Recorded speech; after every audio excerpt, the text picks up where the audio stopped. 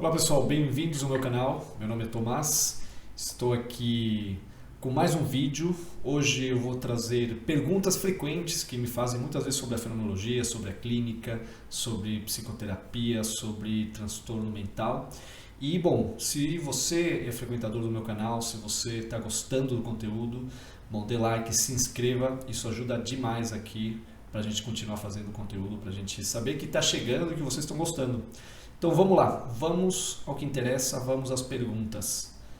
Professor, isso acontece muito com esse meu paciente. O senhor falou uma coisa que é o que acontece muito com ele, que é o famoso o paciente preguiçoso, né? Que ele traz para o psicólogo aquela questão de resolver, Aham. sabe? Que ele fala, o que você acha que eu poderia fazer, sabe? Que é assim, transferir para o outro a decisão dele.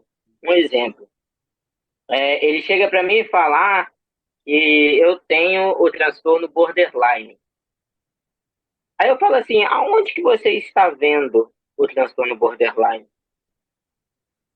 Aí ele pega e fala, eu vi um vídeo de uma pessoa no YouTube falando sobre o transtorno e eu me identifiquei com com esses sintomas que foi falado pela pessoa.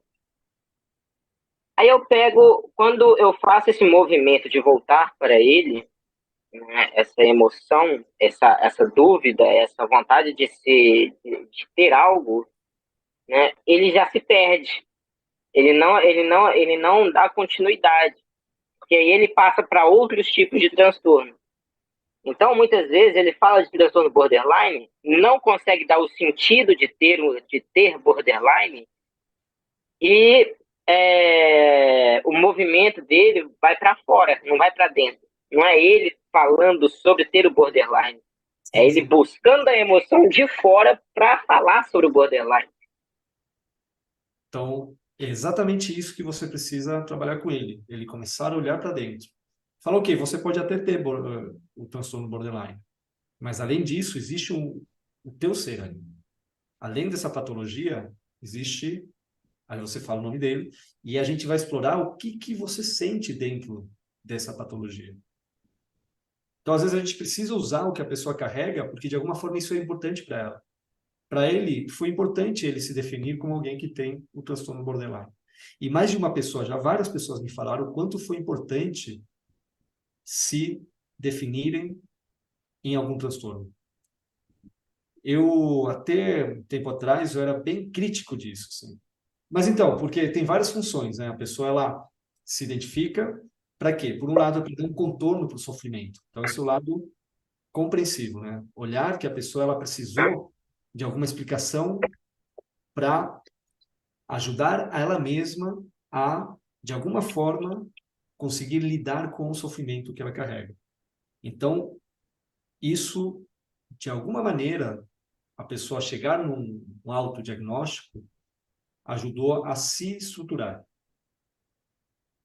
Bom, essa é a parte positiva. O lado negativo é que a pessoa, às vezes, ela vai fugir da sua autorresponsabilidade com a vida dela por dizer, eu tenho transtorno borderline, por exemplo. É meio que como se fosse uma chave ou um crachá de eu posso fazer o que eu quiser. E aí eu trago isso para a pessoa também. Eu falo, você pode ter o transtorno que você quiser. Além disso, você tem uma consciência. Agora, a tua relação com o mundo, pela tua história de vida, por situações que você passou, fizeram com que você tivesse essa manifestação, que é uma manifestação de defesa ao mundo. E você está na terapia, então a gente vai olhar em que momentos você teve que se defender do mundo, para que a tua relação com os outros e com você mesmo ficasse distorcida, para poder se adaptar a esse ambiente muito agressivo que você passou, mas muito provavelmente hoje em dia você já não está nesse ambiente e você sobreviveu. Então, o transtorno tem esse lado também, ajuda a pessoa a sobreviver a ambientes muito difíceis. Por isso que é algo que para nós não faz sentido, para a pessoa faz todo sentido. Porque dentro do contexto onde ela cresceu, com as situações que ela passou, ela teve que, a forma dela estar no mundo teve que se distorcer para poder sobreviver àquele ambiente. Por isso que o sintoma não tem que ser atacado. O sintoma, ele manifesta uma maneira de sobrevivência. Se você tenta tirar o sintoma, que muitos modelos atacam o sintoma, os modelos de psicologia explicativa, eles vão para acabar com o sintoma. Porque a lógica é a seguinte, o sintoma é uma má adaptação ao ambiente. Então, se a gente ataca o sintoma, a pessoa vai deixar de estar mal adaptada ao seu ambiente, então ela vai estar bem. Mas o que eles esquecem? Que esse sintoma, ele muitas vezes não tem a ver com o ambiente no presente. Esse sintoma tem a Com ver o com o que ele significado. carrega da sua história de vida. Então, se você tira o sintoma, a pessoa ela fica desarmada, não para lidar com o presente, para lidar com o seu passado. E como vocês veem nessa aula do módulo 4, a gente carrega o nosso passado o tempo todo no presente. E o que acontece muitas vezes? Existem técnicas que vão lá e tiram sintomas. E a pessoa depois ela fica mais desequilibrada. Porque o sintoma estava ajudando ela a lidar com o seu passado. E a forma como a gente carrega o passado, a gente se relaciona no presente com os outros e com nós mesmos. Então a pessoa não só se desequilibra no passado, o passado já era, ela vai se desequilibrar no presente. Daí que você não ataca, na fenomenologia, você não ataca o sintoma, você vai ao encontro da parte mais sensível, que é a parte mais humana da pessoa. E como se faz isso? Deixando o ambiente acolhedor, um ambiente onde eu não julgo, um ambiente de compreensão. E aí a pessoa ela vai se sentindo num lugar que não é ameaçador.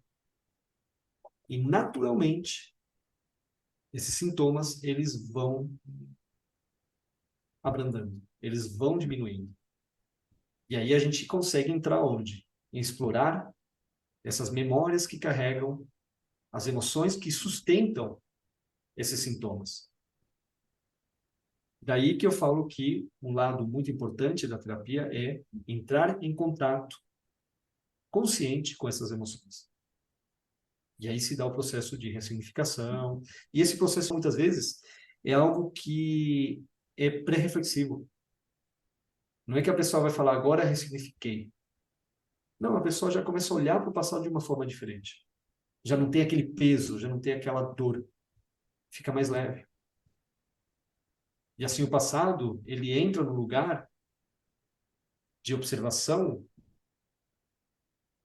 da própria pessoa consegue colocar essa situação, que às vezes eram situações traumatizantes, que ela evitava de conectar com a sua história de vida e fica lá já numa harmonia com a história de vida. E essa reharmonização desses eventos fazem com que a pessoa tenha um amadurecimento do presente. E esse amadurecimento é observável, a pessoa parece que fica mais madura. É como se certos campos que estavam ainda muito infantis começassem a assumir. E a pessoa tem uma transformação na sua personalidade. Só que, claro, agora eu estou falando de todo um processo que se dá a partir de várias sessões. Né? 1 ano, 2 anos de terapia. Tá? Só que isso é sutil, é aos poucos.